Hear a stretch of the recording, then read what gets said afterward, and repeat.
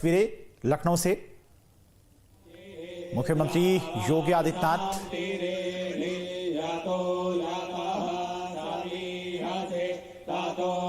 तो पूर्व सीएम कल्याण सिंह की जयंती के कार्यक्रम में मुख्यमंत्री योगी आदित्यनाथ पहुंचे हुए हैं, जहां तमाम पुरोहितों के द्वारा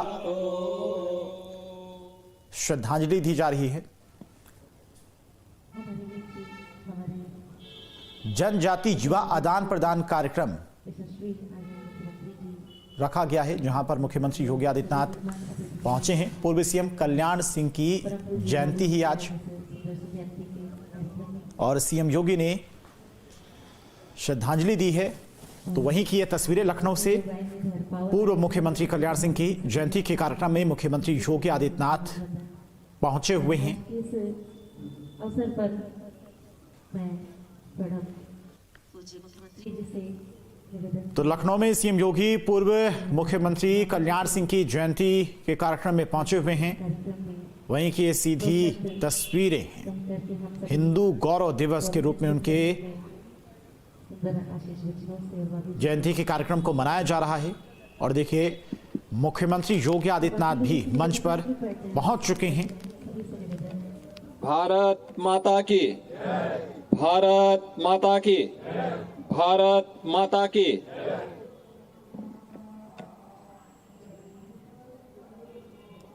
उत्तर प्रदेश के पूर्व मुख्यमंत्री, पूर्व राज्यपाल सरदेव कल्याण सिंह जी के इस पावन जयंती कार्यक्रम में उपस्थित भारतीय जनता पार्टी के प्रदेश के अध्यक्ष चौधरी भूपेंद्र सिंह जी,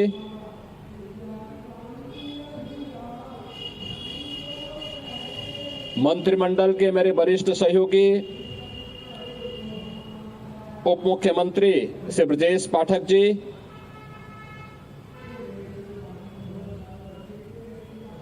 केंद्रीय मंत्री श्री BL वर्मा जी, पूर्व प्रदेश अध्यक्ष और प्रदेश सरकार में जल शक्ति मंत्री श्री स्वतंत्र देव सिंह जी, माननीय सांसद साक्षी जी, पूर्व सांसद और सरदेव बाबूजी की परंपरा को आगे बढ़ाने वाले श्री राजवीर सिंह राजू भैया, प्रदेश सरकार में मंत्रिमंडल के मेरे सहयोगी श्री संदीप सिंह जी, सभी माननीय जनप्रतिनिधिगण और प्रदेश भर से आए हुए सरदेव बाबूजी के सभी अनुयायी और शुभचिंतक गण, बहन और भाइयों, भारत माता के महान सपूत, परम राष्ट्र भक्त और राम भक्त सरदेव बाबूजी की आज की इस पावन जयंती के अवसर पर मैं प्रदेश सरकार की ओर से और प्रदेश की 25 करोड़ जनता जनार्दन की ओर से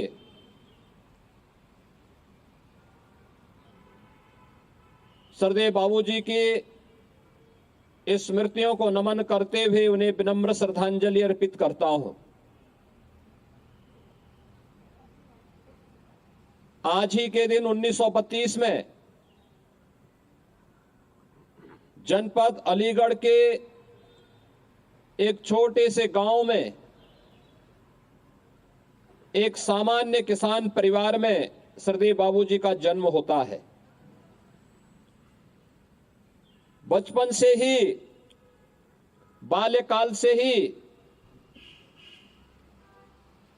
देश की आजादी की लड़ाई को देखने का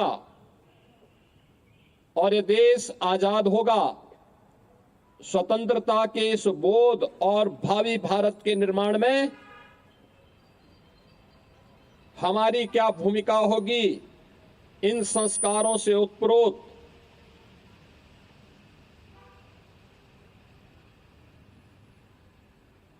बालक कल्याण सिंह ने उस समय राष्ट्रीय स्वयंसेवक संघ के सामान्य शाखा से लेकर के आगे के कार्यक्रमों के माध्यम से अपने आप को राष्ट्रभक्ति के जिस सांचे में ढाला था, एक किसान के रूप में, एक शिक्षक के रूप में, 1977 में प्रदेश के स्वास्थ्य मंत्री के रूप में, एक विधायक के रूप में, सांसद के रूप में, 2 बार प्रदेश के मुख्यमंत्री के रूप में और 2 राज्यों के राज्यपाल के रूप में उनकी कार्यकुशलता, उनकी कर्मठता और उनकी प्रशासनिक क्षमता की दक्षता को हर एक व्यक्ति ने स्वीकार किया। अक्सर होता है कि लोग सत्ता के लिए सिद्धांतों को तिलांजलि दे देते हैं, कुछ प्राप्त करने के लिए मूल्यों के साथ समझौता करते हैं। लेकिन एक ऐसा व्यक्तित्व भी था जिन्होंने मूल्य और सिद्धांतों के साथ कोई समझौता कभी नहीं किया।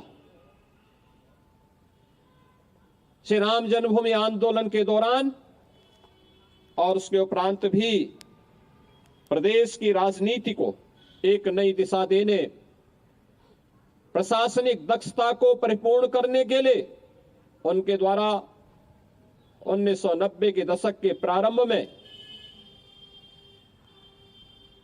और उसके उत्तरार्ध में भी जो प्रयास प्रारंभ किए गए थे, वह एक नए उत्तर प्रदेश का दर्शन कराता है।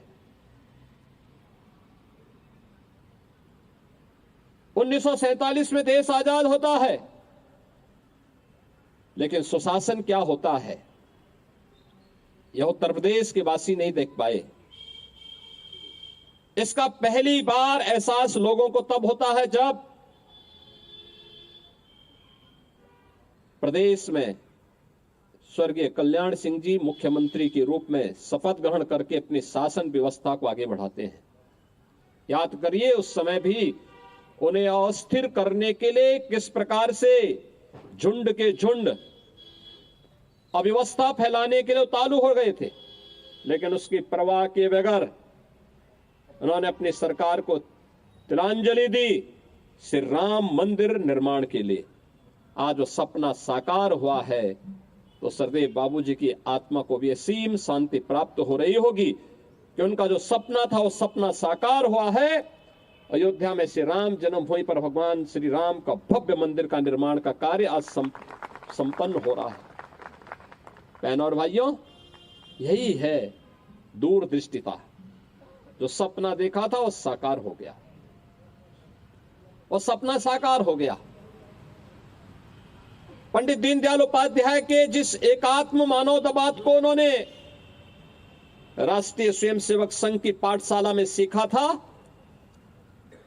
उसको जमीनी धरातल पर उतारने का काम भी किया। उस समय के अन्नदाता किसानों के लिए उनके द्वारा घोषित योजनाएं हो, नकल विहीन परीक्षा के माध्यम से उत्तर प्रदेश के युवाओं के भविष्य को उज्जवल करने के उनके द्वारा चलाए गए अभियान का हिस्सा हो, या शासन की शुचिता और पारदर्शिता कैसे होनी चाहिए, यह भी लोगों के लिए उदाहरणीय है, अनुकरणीय है। और इसलिए आज के इस अवसर पर जब सरदेव बाबूजी की आज हम पावन जयंती के अवसर पर यहां एकत्र हुए हैं, याद करिए 21 अगस्त 2021 क्या संजोग है। एक ही तिथि, एक ही सन, वे हमारे बीच नहीं रहे। भौतिक काया से वे हमारे बीच नहीं रहे, लेकिन सूक्ष्म जगत के माध्यम से उनका मार्गदर्शन आज भी शासन के लिए, प्रशासन के लिए एक पाथेय बना हुआ है, एक मार्गदर्शन का कार्य कर रहा है। जब भी स्वच्छता की बात होती है, उत्तर प्रदेश में शासन की स्वच्छता और पारदर्शिता की बात होती है, तो सरदेव कल्याण सिंह जी का नाम बड़ी श्रद्धा और सम्मान के साथ हर व्यक्ति, हर उत्तर प्रदेश वासी लेता है। और आज वे हमारे बीच नहीं, लेकिन उनके द्वारा प्रारंभ किए गए अभियान मजबूती के साथ सुशासन के लक्ष्यों को प्राप्त करके आम जनता के जीवन में परिवर्तन करते हुए दिखाई देते हैं। उनके सपने एक एक करके साकार हो रहे हैं। हम सबका दायित्व बनता है, जिस नए उत्तर प्रदेश के निर्माण के लिए उन्होंने अपना पूरा जीवन लगाया था, उस नए उत्तर प्रदेश के लिए हम सब मिलकर के कार्य करें, एक साथ बढ़ करके कार्य करें। राष्ट्रवाद और सुशासन का यह मंत्र ही नए भारत के निर्माण में उत्तर प्रदेश की भूमिका को रेखांकित कर पाएगा। आज सरदेव बाबूजी हमारे बीच नहीं, लेकिन उनकी विरासत यही होती है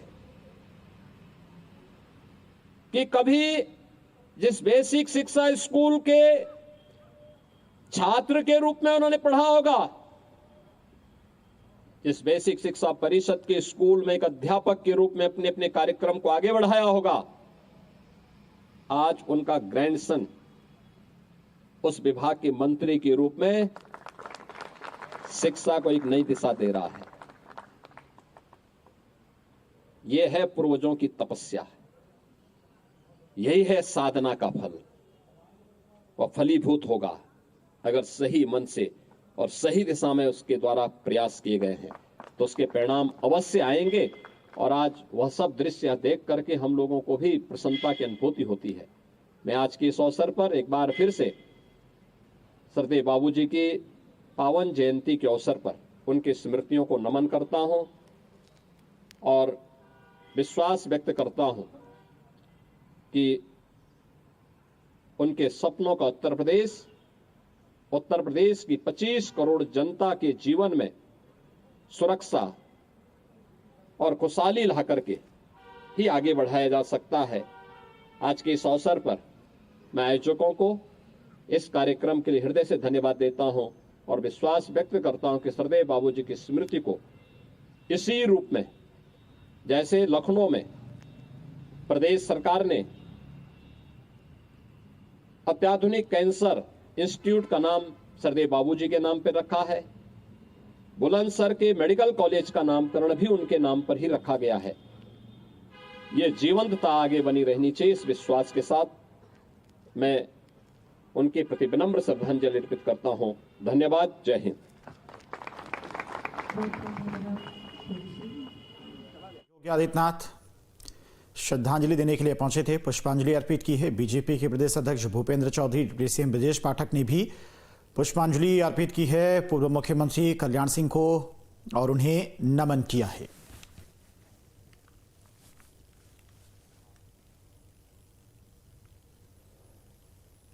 और बढ़ते